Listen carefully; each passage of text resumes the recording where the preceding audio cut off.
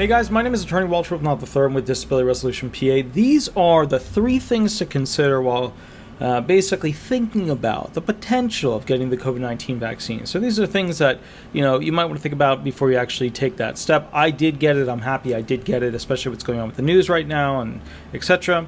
But keep in mind, when I wanted to go and get this, if I'm nervous about something, I usually create a plan with options. How am I going to look at this? If this happens, what do I do? Kind of a chess game. So here are some of the things that I considered before I went and got the COVID-19 vaccine, in which I did get it and I am happy about it. Number 1, have a family, or see if there's a family member that has already taken it, so genetically you can see how they did with it. Okay. Number 2, do I have any unique medical impairments that could cause a potential complication with it? So think, okay, am I unique in any way?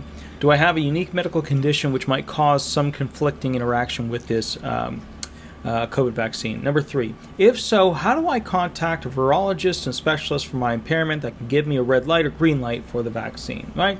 We want to tap into those individuals who essentially are in the medical field specifically for the field of viruses, and then also in the field of your impairment, so that they can compare and contrast, etc. Okay. 4, what steps am I taking to stay healthy prior to taking it, and could I improve them? So some people go into this thing, no sleep, no this, no that, and then boom, they hit the vaccine, and they're tired and they feel miserable, and then they're tired and feel miserable because they just got a vaccine. So be fair, obviously prepare yourself if you're going to go get it, to have enough sleep, you ate some good food, etc. Okay. 5, do any of the current medications lessen or alter the effectiveness of the vaccine? That's something you should ask your doctor or somebody who would know about the medication that you're currently taking in the medical field with a proper degree, hopefully doctorate level, who can answer how your medication might interact with that vaccine. Okay. Number 6, if I'm afraid of needles, what are the ways that I can alleviate or reduce my fear? So there are certain things, you can even see them on YouTube, about how to reduce your fear when it comes to needles. I know when I got it, it was a super tiny needle. It was not a big deal. What I always do is right when I'm about to get jabbed with the needle, I count back from 10, 9, 8, 7, 6, 5, 4, 3, 2, 1. And then by that point, I felt the sting, and then it's over and it's done. And I don't have to whine or complain about it.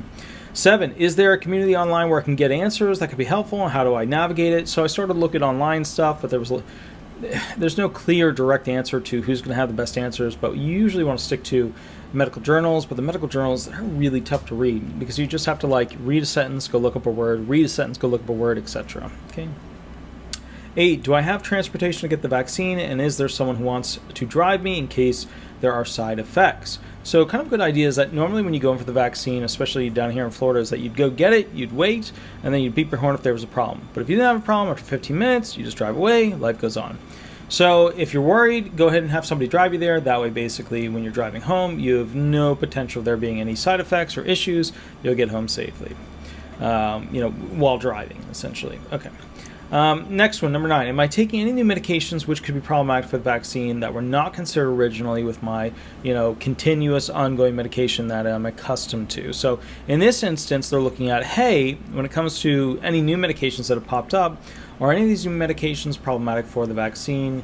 Do some Google searches, ask your doctor, ask a specialist, ask somebody who knows the medications, ask a virologist if you can get if you can get them on the phone, or if you can go and see them, because the bottom line is, if you're really concerned, these are the people you want to check in with, okay? And then 10, did I space out my schedule so that I don't have things of great importance immediately after getting the vaccine? So something that a lot of you guys don't consider is that, if you're retired or you're disabled now, the demand on your schedule has obviously significantly reduced, right? Your big demand might be, okay, I have on Tuesday medical appointment with that doctor, on Friday a medical appointment with that doctor, and then in between that period I just have to stay alive by eating food, going to the bathroom, etc. And I get that. But with somebody like me, I have to produce so many briefs a day, go to so many hearings a day, work on spaceconstitution.com stuff, work on disability law firm stuff, accounting stuff, tax stuff, SEO stuff, website upkeep stuff, getting the emails working because one just dropped, a zillion things. So what I wanted to do is make sure I had everything lined up so that after I had the vaccine, if there was a problem, I had a little bit of buffer there to go ahead and deal with it. something to consider for you as well. All right, so these are the top 3 things that obviously I made into 10, but it seems like the SEO, search engine optimization, seems to work better when you put in like the top 3 things as opposed to like the top 5 or the top 10. Either way, bottom line is go ahead and consider those when you are thinking about going and getting the COVID-19 vaccine. I did get it. I'm now fine. Everything's good. And bottom line is that you should, with your own freedom and rights, consider whether you want to get it or not. It's totally up to you, as it should be. All right, have an absolutely wonderful day. Attorney Walter Knott.